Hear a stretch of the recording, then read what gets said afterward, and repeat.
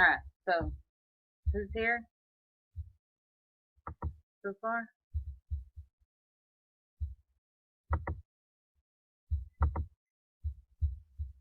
I can't figure out how to work the new setup on Google. But anyway, I'm going to go ahead and get started on this one. So as I was just telling you, what I'm going to show everybody is how I intertwined the shift method that I created with these candlesticks, not using the Hakanashi anymore. I'm going to show you how to know when the market comes to a halt and hits a price point that it's going to bounce off of and go the other way. I'm going to show you how to use the price action with this method. We're going to intertwine everything together. I'm not, the only thing of the market maker method that I use in my own way is something that I recall seeing on one of the videos. I only watched them one time and don't really remember anything from it. I've focused on creating my own thing mainly. So I'm going to go over that, how we intertwine the shift and the Rinko that Issa created, and how to do the price action with that. It's going to be pretty amazing when you see everything that I'm about to show you. And like I was telling Jeremy, from now on, instead of trying to reach these high amounts of pips, with this method, you can go in with certainty, so you can take one higher lot sizes and be nowhere in any area of it going so far that it would bust your account. Like where I've been getting in is places like this, right here, getting all this done. You have to excuse that call.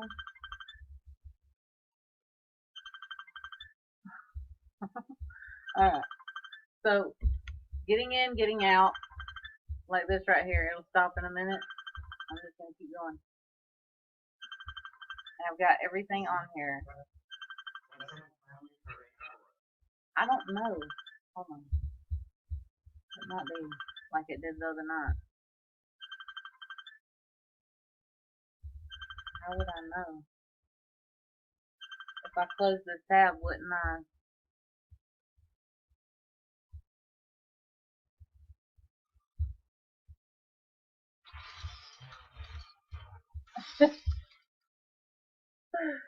Oh goodness. This is live recording, I guess. Alright, so anyway, here we go. That is the USD CAD. What we need to do is be on M1. And see, I utilize all the time charts when I use all of these methods together to make the confirmation and find the perfect entry point and be completely confident in my trade and know with certainty that I'm going to get the amount of pips that I'm getting.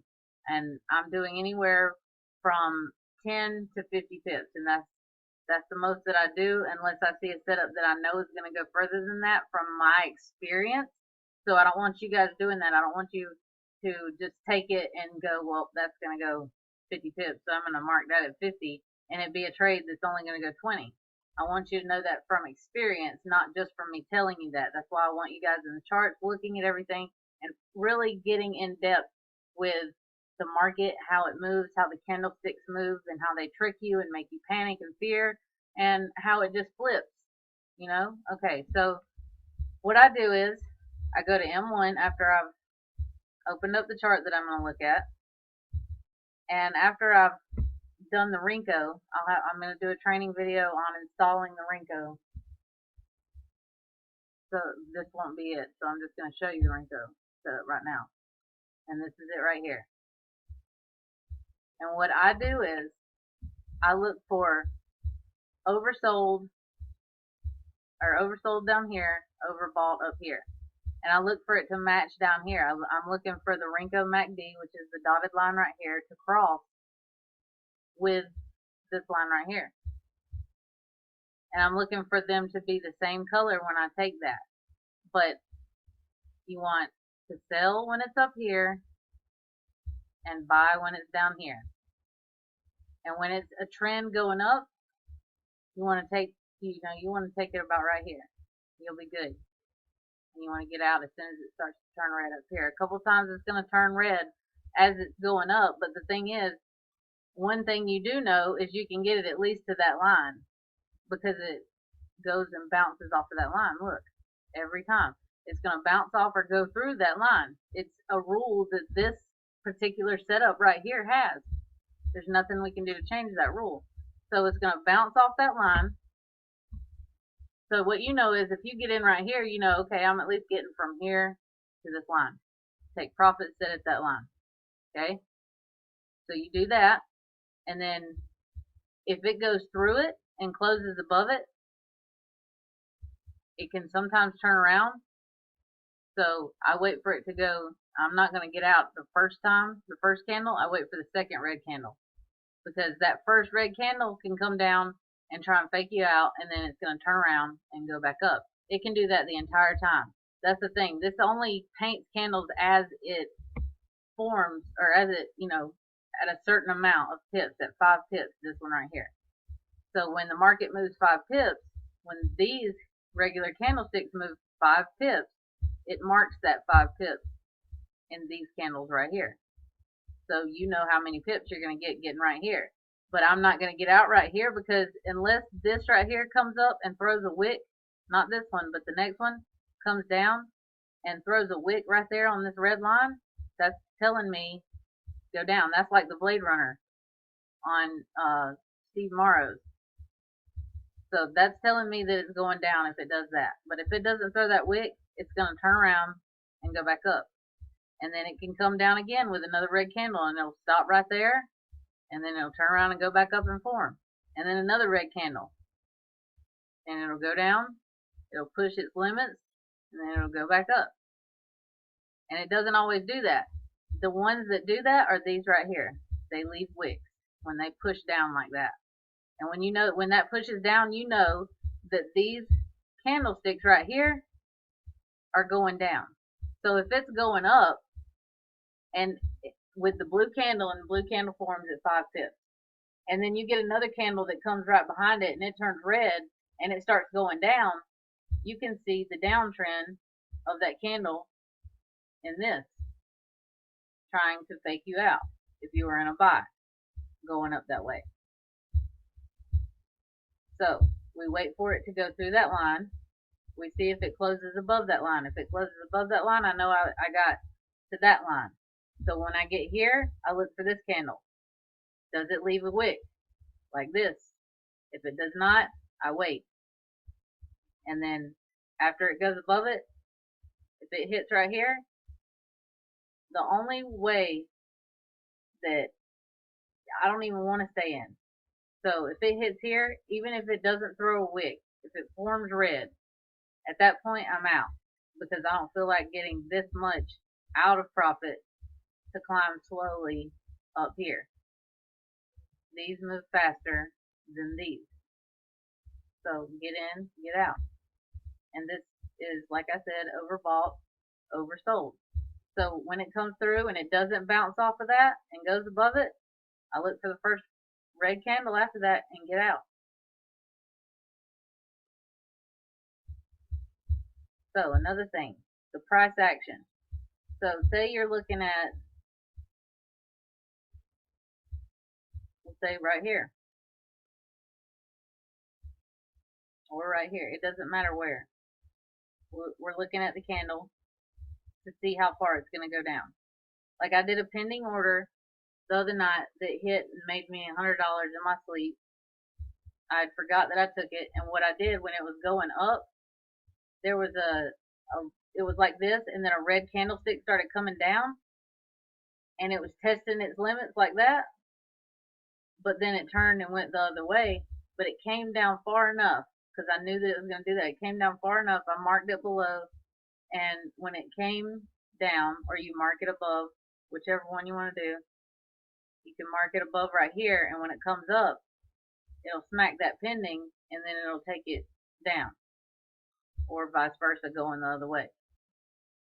And that's what I did. You can, if you're on this candle right here, it doesn't matter which candle it is, know that there's going to be a red one come down and try and fool you. Sometimes it doesn't, sometimes it does. But pay attention to that.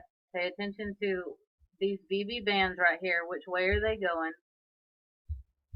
Sometimes you'll see these right here. They'll flare out like that. and like that, that's when I see the fastest movement happen. And when you're looking at the Renko down here, if you see the MACD, it's crossing up here. It's crossing, going straight across right there. There's no arch to it. That's slower movement and chop, and not a place that you would get in, because this signifies that it's still a buy. It's still above the 0, 0 line right here. So we've still got a buy on our hands, but it's crossing right there. And you could take that buy, but I don't take that buy. I always take the buys that are down here. Like this right here tells me that it's still a sell. It's turning and it's going back down. So it's still going down. It's still a sell. And until this comes back down and arches to go back up, it's still a sell. So what do I do to confirm that this is still a sell? I go over here, I go to M1, and then I go to H1. And I look at it. And by the rules of the market, if it closes above or below the last high or the last low, it's going the opposite direction. So we've got, alright, it came down right here, and it stopped right here. What I would have done is drew the resistance line at the end of the wick. And what you're looking for is for when it drops like that, for it to go below, close below. Actually, you can mark it on the candlestick itself, but I'm looking for it to close below the line that I draw for it to go further. Because if it closes below this line or above the line, depending on which way it's going, then it's going to continue going that direction. But if it stays and keeps hitting it like it did here, and did there, and did there, it's testing those prices right there. It tested it right here, and then it went below it, and then tested that price, went up, kept testing there, and then went down. Now, right there, that would have been either one for me. I wouldn't have. This is chop. This is not something I want to trade in. So when I saw this, I would not even get in, because this is not prime real estate for me. When I'm looking at what I want to get in on, let's see, like the GBP that I actually am in on, that I stayed in all weekend, because there is something that I don't know if I've mentioned in the videos, but when the market jumps on Sunday, it'll leave a gap when it does it. And it's not all the pairs. Some pairs do it, some pairs don't, and they don't always do it. But when it does do it, it jumps and leaves that gap, but it goes in the direction that the candle was going when the market closed. It always does. So if you're in a buy, like right here, when the market opens, it's going to be in profit, because it's going to jump going in that direction, because the last candlestick that was forming was going up. This is the M30. What I did was go to the H1, and right here you see I have the resistance line right there, and that resistance line, it never passed it. So as it's doing its up down thing, I'm not even sweating. I don't even care, because it's bouncing off of it multiple times, telling me that it's going back up. And what did it start doing right before it closed? It started going up. We got all these people that think it's about to go down. They got all these people caught thinking that it's going to be a sell. And then right at the end of the weekend, people get stuck in trades, and then they spike it up, and you'll see a big gap, like from here to here you can see. And not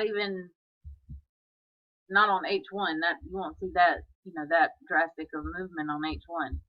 But that's what you'll see, is that gap. And then you just take the profit. And that's why I stay in trades on the weekend. If the last candle that closes, that's the rule. If the last candle that closes is, hold on, I lost my train of thought. Yeah. If the last candle that closes, which is here, closed while going